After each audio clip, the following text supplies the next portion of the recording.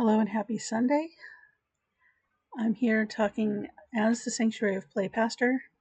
Today's chat, intended to be a little bit of a sermon, is about the joys that can be found in practice. Sanctuary of Play is a virtual church with a joyful mission that play is a sacred gift and an innate part of our natures which should be celebrated.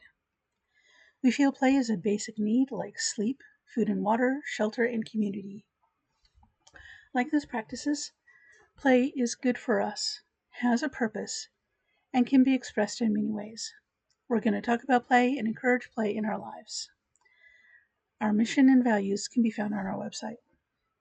All right, so let's get into the joy of practice.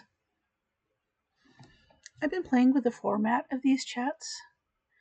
Today will be a script and on the medium short side. Some have been just an outline. Some have been a script like this. Some have been a reaction to a list or a free association on a feeling. The chats have been as short as 15 minutes and as long as an hour. I haven't decided what I like yet, and I haven't learned how you feel about it yet. So I don't have an answer about the best chat and what we might do in the future. I'm still practicing these chats. When someone says the word play, some of the first activities that come to my mind are music, sports, games, dance, and theater, which probably says more about me than about play. I would love to learn what activities and practices you think of when someone says the word play. For today's chat, the encyclopedia.com description of practice is closer to what I mean when I talk about the joy of practice than dictionary definitions of practice. Most of the dictionaries are focused on improvement. Too much for me. There are bits in this encyclopedia.com description that I take exception to. I think that there is a practice of mental processes, for example, but it's close enough for today. So, as of today, February 22nd, 2022, on a page from encyclopedia.com, practice is described thus. Quote, practices are actions or activities that are repeatable, regular, and recognizable in a given cultural context. In everyday language, practice is often contrasted with theory, ideas, or mental processes. What is done as opposed to what is thought. The pragmatic as opposed to the ideational. Practices may be discursive, practices that communicate meaning through language, visual, practices that communicate meaning through images, or embodied, practices accomplished through bodily movement and gesture. Unquote. If we're lucky, we're shown practices. We don't have to discover the entire world for ourselves. It can show up as a requirement or a duty, that sort of thing. The exchange of attention for wisdom of others can be really expensive. By default, I don't feel learning, discovering, expanding, or knowing a practice has to be an obligation.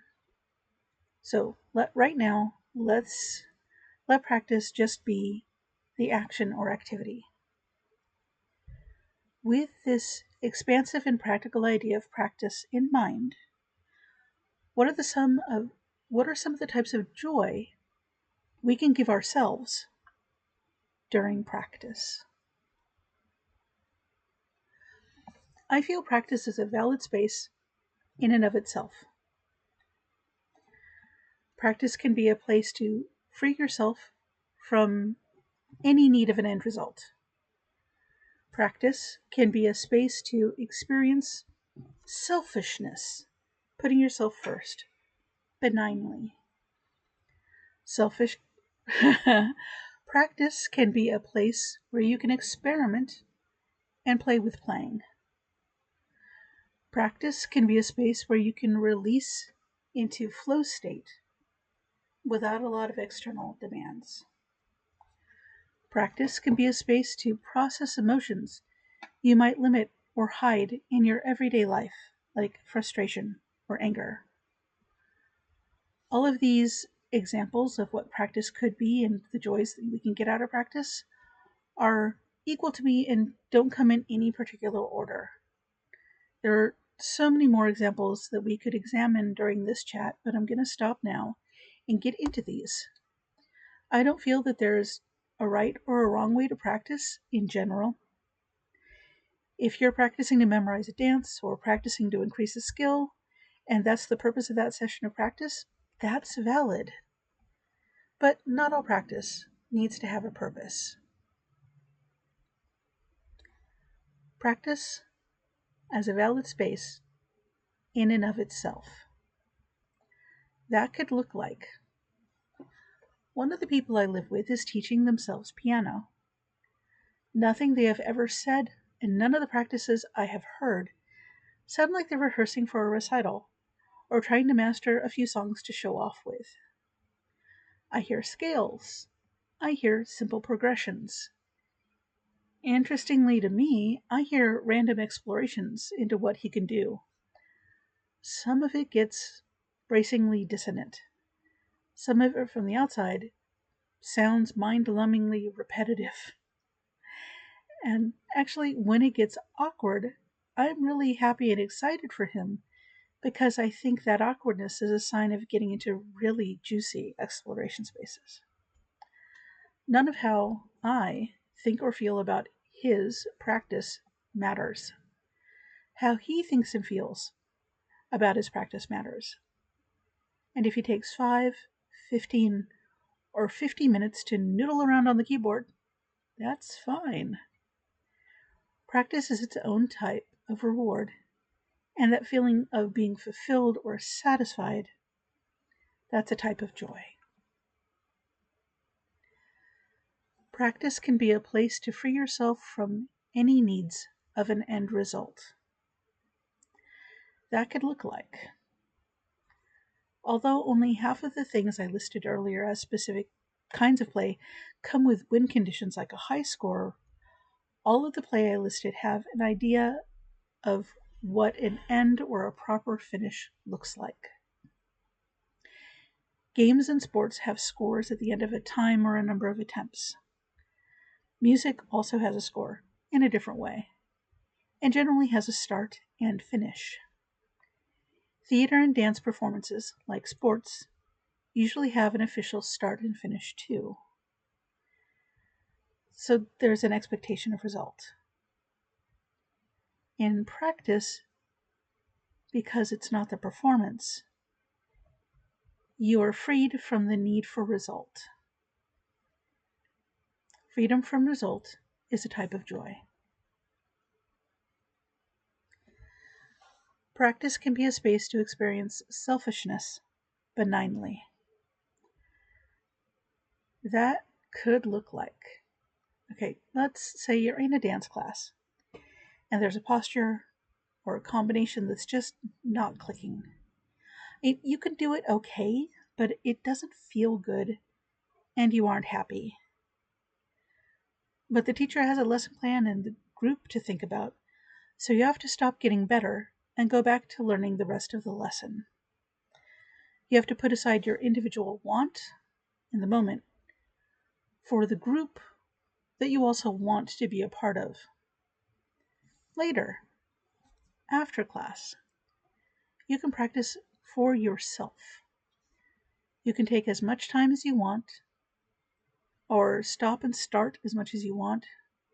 You can go slow, mess up without critique or correction from the outside to distract you. You can choose what to focus on, when, how much, and why. You call the shots. That freedom and authority is a type of joy. Practice can be a place where you can experiment and play with playing. That could look like, right now, I'm learning more about how to be a content creator. This is my first try. There's so much to learn. I'm having so much fun backstage. One of the playgrounds I'm enjoying on my journey to make content is making a pretty visual short that has a sound. I'm doing glitter. You can find me doing glitter over in the shorts or the flow playlist on YouTube. But those shorts, they're not even the result. What I'm learning, making them, is the result. And I'm having so much fun min-maxing things like color theory, playback speed, A/B testing. I haven't even gotten into SEO or hashtags.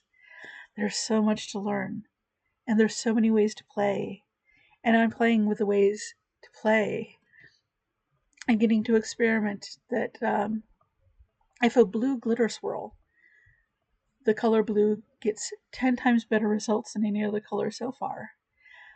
Is that swirl more liked if it has a narrative arc? Or do people want to be thrown into the middle of the experience? It's a lot of fun to experiment with the technical needs and my personal knowledge and the limits of the tools that I have at my hands and my desire to spend this amount of time versus that amount of time into it and the lessons that I learn and how I feel about it. And then what the content's like once it hits reality. So I'm playing with the space, and it has been a joy. Practice can be a space where you can release into flow state without a lot of external demands. That could look like practice without processing can be a joy. That's one of the joys of meditation, for example. But all for example, not all meditation is sitting and trying not to think. Not all alpha wave states are intentional actions like meditation. There are phrases like get in the zone, runner's high, flow state, alpha waves. We have a lot of words for a state of being that's hard to put into words. That state of being is easier to put into actions. A personal example is when sitting down at one of my first sargam singing lessons. They shoved a harmonium in front of me, and a harmonium is a little box with a keyboard on it, and it's got a baffle. So think of a tiny piano harmonica / accordion. Yeah. It was assumed that I would accompany myself, which was news to me. Luckily, I had some piano practice a couple of decades earlier, and it came right back. Piano does not come with a lot of rocking back and forth. Sitting on the floor pumping a harmonium does. So there I was, rocking back and forth with a drone instrument tucked up against me, rocking back and forth, singing scales that required deep breath work. I was so gone. I was so out of it that it was funny.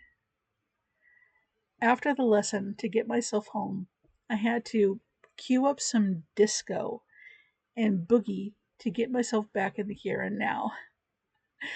But that floaty space, totally a joy.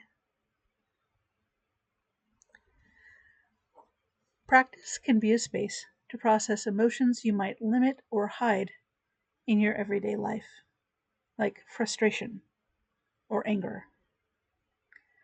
That could look like, for whatever reason, you really, really need to hit something. Your arms twitch to be active. Adrenaline is hyping up everything. But for good reasons, you don't want to take it out on a body bag. There's so many other great places to get all that out of your system productively. One example, you might happen to make pottery. Conditioning clay is really physical. The clay gets slammed down onto the workbench. Wedging clay is a whole body action. The more physical, the better. The more you put into it, the longer you do it, the better. And after you get your hits and your pushes in, not only are you able to feel more calm, but you have beautifully worked clay right there to enjoy. Nothing to feel ashamed or bashful over. Just relief. And if you're ready, you could take that clay and go get yourself some joy of creation or flow state, making something. But the space to let your feelings be felt is joy enough. Thank you for coming with me on this sampling of types of joy that we can give ourselves during practice. There's so many other ways to practice, so many other joys to highlights and examples to play with. You're welcome to keep playing with the concept that practice is a source of joy. I hope you have a great weekend, and I'll talk with you again next Sunday. Be well.